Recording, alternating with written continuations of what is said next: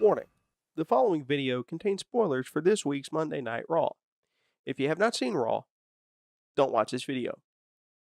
I'm warning you now, if you haven't seen Monday Night Raw this week, do not watch this video. It'll still be here when you get back, but go watch Raw, and then come back and watch this. You've been warned. Okay, fine.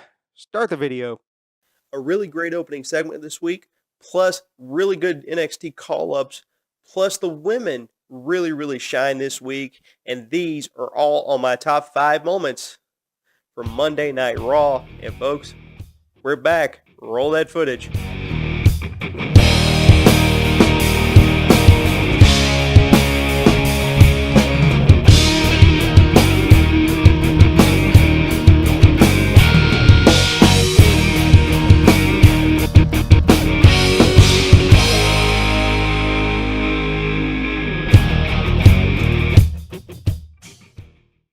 How you doing, everybody? It's Brandon Dudechair Craven coming at you with the first edition of 2019 of the Raw and SmackDown Top 5. This is, of course, the Raw Top 5 tonight.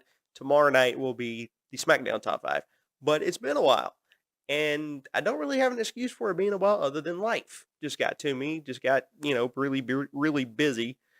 And, it just got really busy, but without further ado, guys, let's go ahead and get right into this week's top 5 moments. I'm a little rusty at this thing. Plus, if you notice, I'm in a new space, sort of. This is like the family office that we have now. So, me and my mom share this office. So this is really cool. This is a really cool setup. I'll be doing these from here from now on. So tell me what you think. Anyways, let's get right into the top 5 this week. Number 5 this week, Seth Rollins versus Drew McIntyre. Now, this was a really good match. Of course, I think, honestly, Seth Rollins and Drew McIntyre are both capable of having really good matches with anybody. I think they're actually incapable of having bad matches with anybody that they're in the ring with. So you knew this was going to be a good match, and you knew there was no way this really could be a bad match unless both of them were just having a really bad night. So it was just, overall, it was a really good match. But honestly, it would have been higher had this other stuff not been great. Number 4 this week, Elias basically owning Baron Corbin in that promo he did. Now, this is just my opinion, but Baron Corbin is terrible. I'm sorry, he's awful. He was bad in NXT. He was bad on SmackDown Live. He's even worse on Raw. That whole Raw GM thing didn't pan out, and now they don't know what to do with him because in my opinion, he's that bad. And there are other guys that are bad, and plus he kind of looks like a waiter from Chili's. And no, Chili's is not a sponsor of this show, but I do love Chili's, and by the way, Chili's. Anyway, but Elias did really own him in that promo, and he's really starting to grow on me. So overall, it was awesome. And the match, even though he did lose the match, it was still really good, and I really enjoyed it. Number 3 this week, the NXT call-ups finally getting a little bit of the limelight. Now, this is really good to see. I really liked how Heavy Machinery and Lacey Evans were really prominent and really pushed into the limelight this week. And let's just hope that all these NXT call-ups that they're doing, I know Lars Sullivan had a lot of problems, but let's just hope that all these guys don't go to waste. Let's just hope they don't waste them. Let's hope they have a long, prominent career on SmackDown and Raw, wherever they go. Let's just hope it continues. WWE, make this happen. Number 2 this week, the Revival versus Rude and Gable. I'm not a big fan of Rude and Gable. I'm really not, just because they've made Chad Gable look like a carbon copy of Bobby Roode.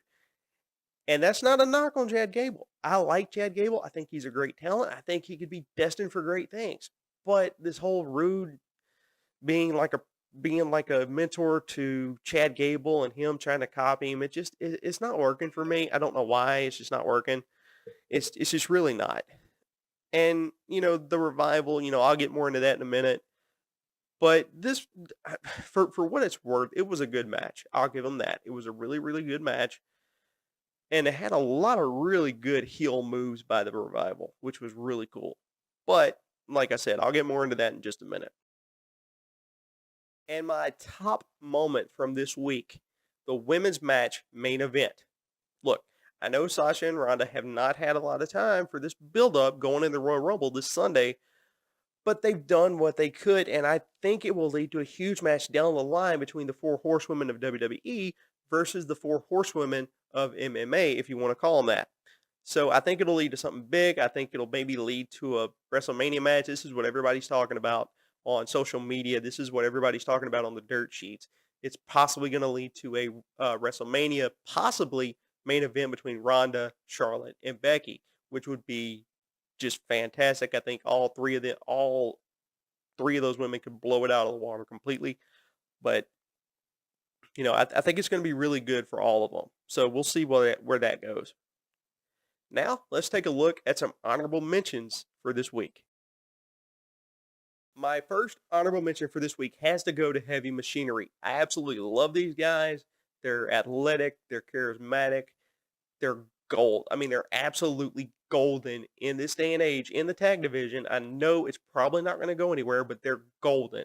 They're absolutely golden. And I'll be honest, this is the first time I've actually seen them wrestle anywhere. I haven't watched NXT in a long time, but I am familiar with everybody that's in NXT right now. Bianca Belair, Aliyah, Shayna Baszler. I'm familiar. Velveteen Dream, Ricochet, Johnny Gargano, all those guys. I'm familiar with them. I love them.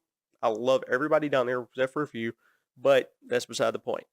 I'm familiar with everything. I just haven't actually been able to watch a weekly episode of NXT. I do watch the takeovers. I still watch the takeovers. I love the takeovers. This Saturday is going to be amazing. No doubt about it. But going back to Heavy Machinery, I love them. I want nothing but success for these guys because they're great. And we'll see where it goes. My second honorable mention of this week was the reuniting of the Edgeheads, going way back with Zack Ryder and Kurt Hawkins. Now, I hate that it was at the expense of the Revival, but if you're following that story, they reportedly wanted out of their contracts from WWE. WWE won't let them out, so that's the problem. So I'm sure since they won't be let out of their contracts, I'm sure WWE will probably just job them out until they either quit or, God forbid, they just release them. So, but that's a great talent, and there is another option open now that Cody Rhodes and all them have decided to open their own wrestling organization. So we'll see where that goes. I'm very, very interested to see where that goes. Very interested. Now let's take a look at some pros and cons for this week, and this one's going to be a little different from the last time I did these. So here we go. My first con for this week is the Moment of Bliss segments. I love Alexa Bliss.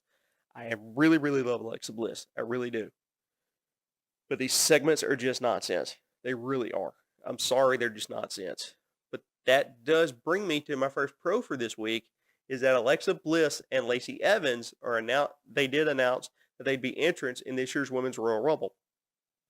I'm glad they cleared Bliss finally to compete again because, as you know, she's been injured for the longest time. They didn't clear her. They haven't cleared her. I don't even know if she's cleared yet. I'm assuming she is since they're letting her in, but we'll see.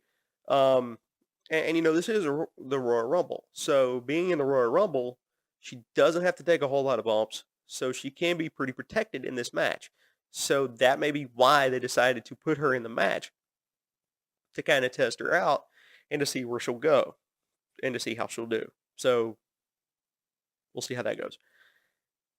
And also, it's good on WWE, again, for making the NXT alumni really put into the forefront, making them, right there in your face and saying, hey, these are the guys to look out for. These guys are the future of the business. These men and women are the future of the business. So good on you. My second con for this week is Finn Balor being fed to fuel Braun and Brock in an eventual feud, because that's where that's going. I mean, it's not like Finn is the number one contender for the Universal title. Wait, he is. See, that's what I don't understand. He is the number one contender for the Universal title. but yet you fed him basically to Brock and Braun. You know, usually I chalk it up to Brock's ego, being like, well, feed him to me and we'll go from there. But you fed him to Braun too. I mean, yeah, he did, and this does bring me to my second pro for this week. He didn't look like a complete jobber. You know, he did look legitimate, but it wasn't that legitimate. He didn't look like a legitimate number one contender. So hopefully, here's what I'm hoping, is tonight will bring the Demon to face the Beast at the Rumble. So we'll see. We'll see. But guys, anyways, that will do it for the first episode of the Monday Night Raw Top 5 for this year, 2019. These shows are coming back full time. Hopefully I'll get this out tonight. If not, it'll be out first thing on Tuesday morning. So hopefully I'll get it out here in just a little bit. But anyways, guys, thank y'all so much for watching. If you enjoyed this video, do not forget, guys, like, share, subscribe. And always, as always, remember that this show is for y'all. So leave your comments, leave your likes, leave your dislikes. Tell me what you like. Tell me your top 5. Tell me what matches or what segments you enjoyed from this week's Monday Night Raw. And as always, guys, I will see y'all tomorrow night right after SmackDown Live for the SmackDown Live top 5. And then on Wednesday, well, I'll say this. I'm getting a couple of things ready for the video game stuff that's coming back either this week or next week. I'm getting a couple of things set up for that. I'm getting a lot of cool things set up. I don't want to spoil it, but it's big, it's green, and it'll just be me. So, that's in the shot. So, we'll see how that goes. But anyway, guys, thank y'all so much for watching. And as always, do not forget to like, share, subscribe. Tell your friends, if they're wrestling fans, tell them that this channel exists, guys. Want to get a lot of people interested in this channel this year because we got a lot of big things coming up. Trust me, it'll be big. Thank you guys so much for watching. I'm down for the 3 count. 1, 2, 3. We'll see you next time right here on the Rollin' Wrestling Review YouTube channel. See you later, everybody.